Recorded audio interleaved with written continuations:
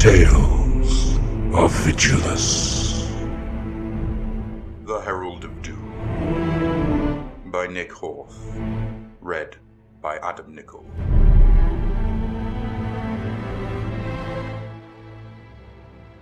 Brother Avarius took a moment. The Reaver planted his feet against the sheer wall of the hub spire, one gauntlet upon the leering visage of a stone gargoyle pitted and scarred by centuries of chemical rain.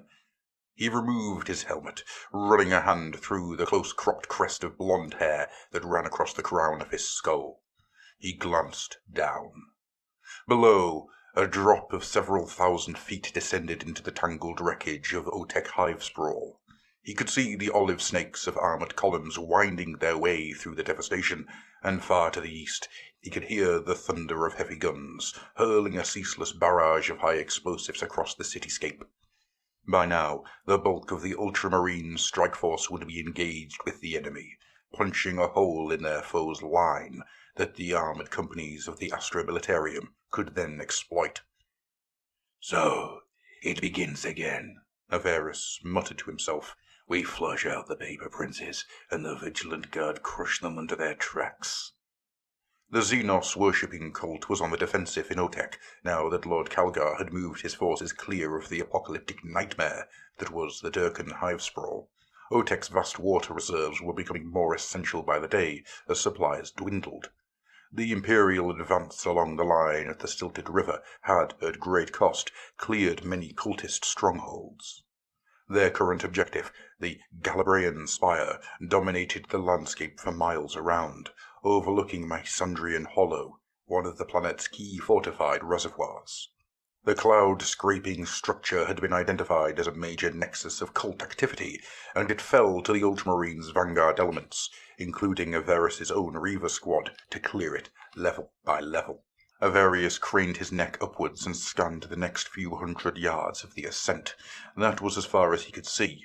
The upper atmosphere of Vigilus was entirely choked by smog, ash, and swirling firestorms, the accumulated chemical discharge of an unthinkable tonnage of high-yield ordnance, mixed together with the vapor waste of gutted arms factories and the acrid smoke of burning promethium.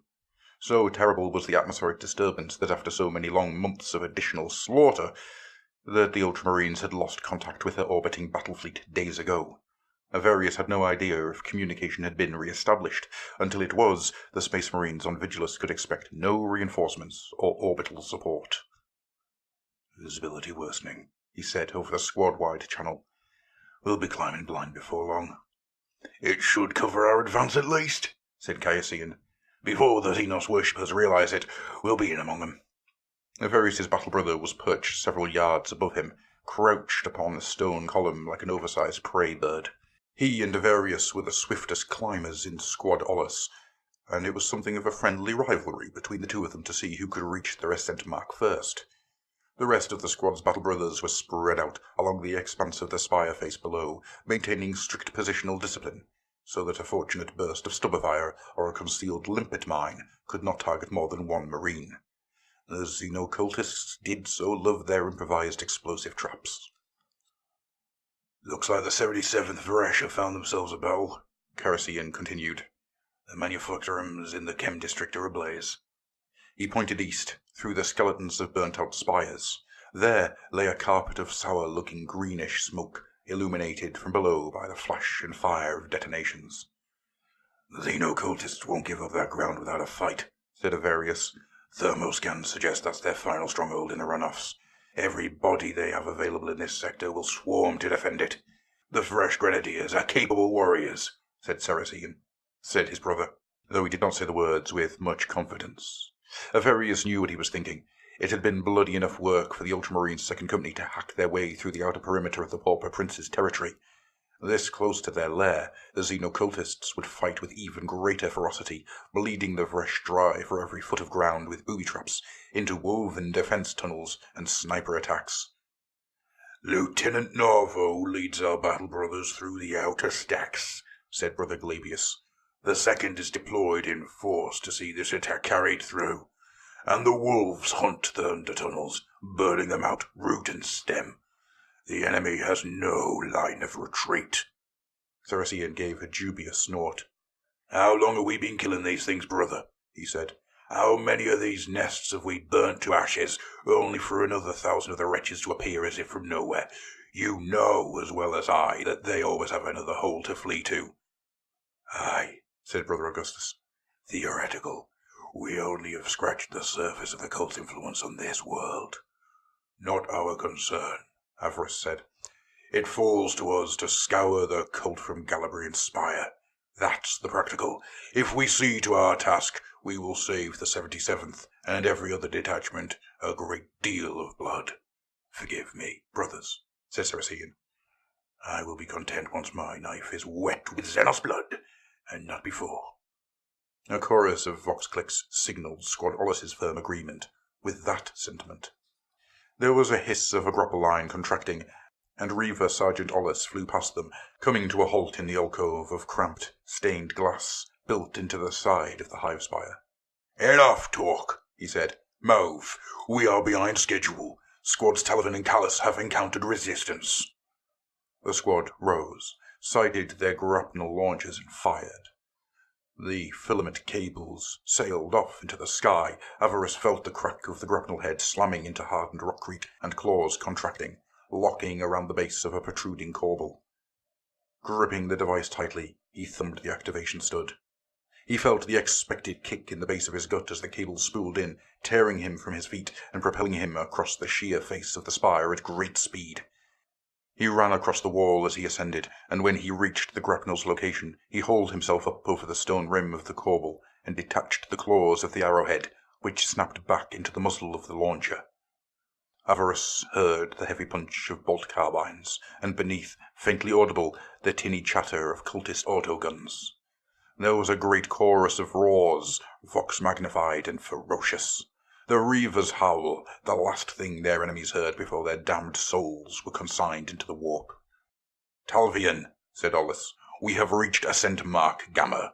Guide us to you, Brother Sergeant. We have engaged in Xenocult forces, came Sergeant Talvian's scratchy voice, accompanied by another volley of fire. Drone, brother. They're coming out of the holes all around us, descending fast. Descending, Ollis said, brows furrowed in confusion. On grab harnesses and sky chutes. Some are even climbing hand over hand to escape. They have no taste for this battle, Ollis. Contact! Avarice looked up. Like a tide of scuttling spiders came the cultists of the Pauper Princes, squeezing themselves through shattered windows and apertures, launching themselves into the air upon steel cable lines and graph harnesses. They were humanoid in shape, though their flesh was grotesquely pale, and the Reaver could see the telltale signs of Xenos-tainted blood, bulbous eyes, claw-like fingers, and long, lashing tongues. Scores of the things squirmed out of the walls, seeming to barely notice the ultramarines, exposed beneath them upon their jutting perches of stone. There was none of the cohesion the Reavers had come to expect from this foe. They are running in panic, thought Avarice, fleeing like a swarm of vermin from a burning hablock. Engage! Shouted Ollis, resting the barrel of his bolt carbine on his left gauntlet and opening fire. Avarice raised his pistol and took aim at a cultist directly above him, abseiling down the surface of the spire with reckless speed. His bolt round struck the creature in the back, detonating its torso, spraying the weathered grey of the spire a bright crimson. He sighted again and blasted another cultist out of its grav harness. Chunks of flesh rained past him, tumbling into the abyss below. He roared as he cut them down, his battle cry transformed into a monstrous screech by the inbuilt vox amplifiers of his war mask. His brothers joined him, their voices raised as one in a deafening chorus. Now the enemy noticed them, and several opened up in panic with their autoguns. Bullets whipped past Avarice, and he felt the thud of impact as several struck his pauldrons and chestplate. The Ultramarines replied with a blistering volley of bolt rounds, and the air was filled with red cloudbursts as the enemies were blasted into pieces. Brother Glabius, still dangling from his grapnel line, ran horizontally across the stone. He passed the chain harness of a fleeing cultist and struck out with his combat blade. The keen edge of the knife sliced clean through the metal wire, dropping the unfortunate creature into thin air. It screamed as it fell, then struck a protruding ledge of stone with a bone-shattering force, and spun away like a rag doll. This is a desperate flight, Avarice thought, disgusted by the frantic, reckless actions of the enemy. Animalistic. In every prior engagement, the pauper princes have fought with cunning. Why do they run so carelessly into our guns? I care not, brother, replied Gladius, his every word punctuated by another blast of his pistol. Let them try to flee before us. It makes our task all the easier. It was a slaughter, caught between their desire to escape and a half-hearted attempt to engage the ultramarines. The cultists fought with none of their customary coordination. Perhaps a dozen escaped, scrambling past the Reaver's line or scuttling through intake valves and openings too narrow for the marines to pursue. They were the lucky few. The stretch of wall above Squad Ollis was clear, splattered with the gory remains of slain cultists. The ruined bodies of some still dangled from their harnesses, spinning slowly in the wind like flies caught in a spider's web. Only 100 feet or so above, a halo of smog, so thick it masked the higher reaches of the hive spire. The xenocultists were fleeing, said Sergeant Hollis, but not from us. Something else has struck a great terror into them. The unspoken question was clear. What could possibly be more terrifying to a cultist of the Pauper Princes than several kill teams of Primaris Reavers? We climb, Hollis ordered. Let us see what has struck such terror into these heretics. The Reavers continued their ascent. As they entered the smog cloud, the world became a hazy morass of grey-brown, and they could barely see past the reach of their arms. Avarice's rebreather filtered out the lethal blend of chemical agents that comprised the drifting gas, but the reeking foulness of the stuff seeped into his throat nonetheless. His armor sizzled and smoked, though the ceramite remained unmarked. Here, the surface of the spire was pockmarked and blackened, eaten away by the acidic atmosphere. The cultists must have been desperate indeed to attempt such an escape through such lethal conditions. It was then that he began to hear the screams, ragged sounds like the wailing of trapped and tormented animals, and beneath that chorus of terror and pain, another sound, the low rumble of sadistic laughter. There was an atonal screech of vox static. At first, Avarice thought it was nothing more than interference on air channel caused by the chemical cloud. The sound grew louder and louder until, slowly, the ear-splitting squeals and growls transformed into a voice, booming and terrible.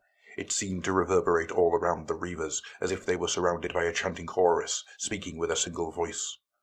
People of Vigilus, look to the skies, it said.